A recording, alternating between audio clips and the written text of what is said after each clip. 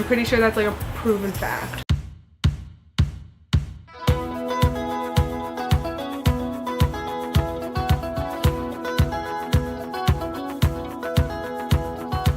Hey y'all, what's up? So today I had a super fun video planned for you guys, and then there were a bunch of layoffs at work and I was really stressed and I have a really bad headache, and so we're doing this instead. But next video is basically going to be glow up because, you know, new year, new me. Just kidding, guys. Nothing has changed. We already know that. So today we're going to be doing NCLEX tips because I filmed this video a long time ago and all the content's planned for it, and now I just have to make it again with like prettier lights and everything. Without further ado, let's get into the video.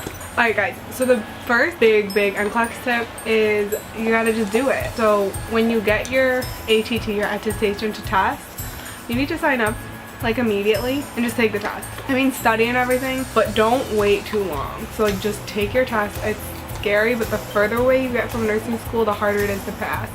I'm pretty sure that's like a proven fact. Probably not, but it feels like it should. So yeah, as soon as you get that number, sign up on Pearson VUE and take that test. To go along with taking the test, make sure that you've done like a test drive to your testing location so that you're not late to it. For me, I was like, oh yeah, I know where my testing location is. And I did. Didn't get lost getting there. The issue was I didn't know where it was in the building. So I wasn't late, but I was panicking by the time I got there. Another thing about the whole testing thing is, this isn't to scare you guys, but like they have weird dress code rules. Ladies, I would recommend just wearing leggings and a t-shirt, a sweatshirt without any pockets. Don't wear like a headband or anything, and definitely don't wear hats. That all would have to go in a locker. For guys, like just wear as few pockets as you can because they have to search all of your pockets. It's annoying. Also, leave your phone in the car. You don't need it. And just bring in your car keys and your driver's license and you'll be fine.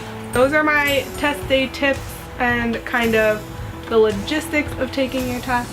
So next we're gonna talk about how I studied. Alright guys, so the first thing that I used was called UWorld. It's online. I'll leave a link to it down below, but it's amazing. You can try the free trial of it, but basically it's just a bunch of practice questions, and then depending on which one you buy, you can do a practice test. So for me, I bought, I think, the 2-month package, and it was a ton of practice questions, which I did. I think I did all the practice questions in the bank, to be honest.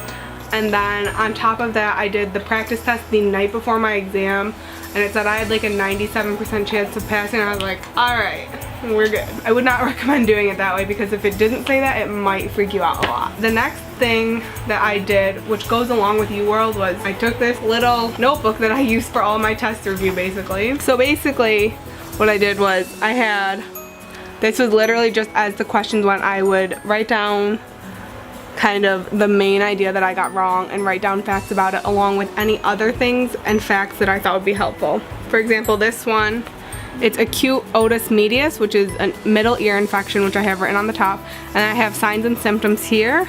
And I thought I wrote nursing interventions, but I guess not for this one. This one's Xanax. I have the medication class, so it's a benzapine for anxiety. I have side effects, any interactions. This is basically how I used UWorld, along with utilizing the questions, obviously. I only wrote them in the review book if I had gotten them wrong, which probably wasn't the smartest, but at the same time, I was packing to move to Florida, and I was getting ready to move, and I just didn't care. Senioritis had set in so badly, even though I'm not a senior and I have to go back to college. So the other thing that I used a lot was this comprehensive NCLEX review book from ATI. We had to buy the full set of books. I only used this one, but a lot of my classmates used the full set along with the online ATI learning. So if that's something you were forced to purchase in school, I would highly recommend using it.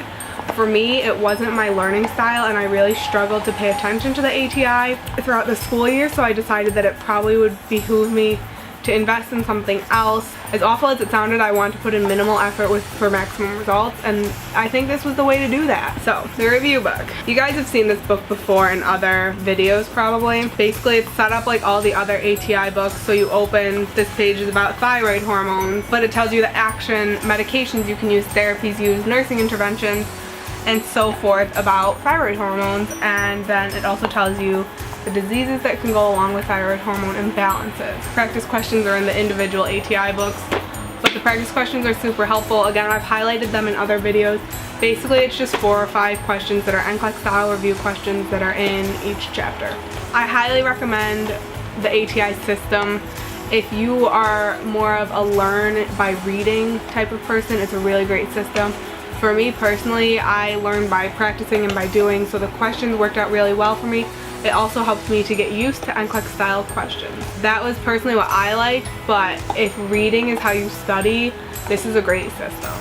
Anyway, I hope that helped you guys out a little bit. So just a little backstory on my NCLEX, how I took it and everything. Something happened with the state and our ATTs did not come to us until almost 6 weeks after we passed school. So I had been studying really hard at the beginning of the summer, and then I stopped because we still didn't have our ATTs.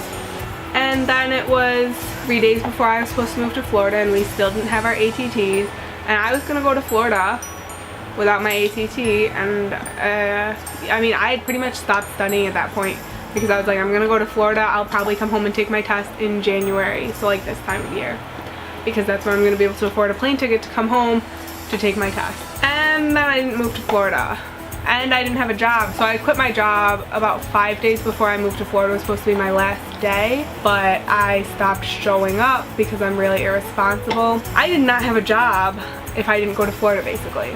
On top of that, I completely stopped studying for my NCLEX because I didn't think we were going to get our ATTs anytime soon. About 4 days after I would have gone to Disney, we finally got our ATTs. I remember I was like, well, I need to take it so I can get a job. So I got my ATT and I signed up to take my test the next day, because I remember it was either take it the next day, which was like the 16th or 17th or 15th or something, or wait until mid-September to take it. This was August, by the way. So I didn't want to wait until mid-September to get a real nursing job, and I'm so glad I took my test when I did. But it was probably the most nerve-wracking experience ever, and I don't recommend it to anyone. So don't do what I did. Did I pass? Yes. Was it somewhat luck? Probably. 10 out of 10. Do not recommend. I recommend you study from the day you finish school till the day you take that test. Do not stop for any reason whatsoever. That being said, if you're in a similar situation, I don't know why you would be, take your test the next day. Also, if you have really bad anxiety, so I think all of my classmates were like freaking out when they got to their test, but honestly I think I hadn't quite realized what I had done to myself by the time I took my test. And then it was afterwards, I was like, oh my god, I just took my NCLEX without studying like at all in the last 2 weeks. What have I done? And I was freaking out because I thought I failed. But that thought didn't hit me until after the test, which was probably good. Oh, I did pass on my first try. I had 135 or 140 questions, so I didn't finish at 85. It's okay that you don't finish at 85, but I also didn't take the full 200. I was like average, basically. Also, the amount of questions you have does not predict if you passed or failed. Just FYI. So yeah, that being said, thank you guys so much for watching. If you have any questions about your NCLEX, feel free to comment down below, message me on Instagram, whatever. I would be more than happy to help you guys out. And if you are watching this video, most likely that means you're taking your NCLEX soon, and if that's the case, good luck. I'm sure you'll do just fine. Don't worry about it. You'll be okay. And if you're not taking your NCLEX and you're watching this, what are you doing with your life? Go watch a different video, maybe this one about my dog. That sounds more entertaining. Or this one about my favorite scrubs. Or you can even watch this one about my vegan grocery hauls.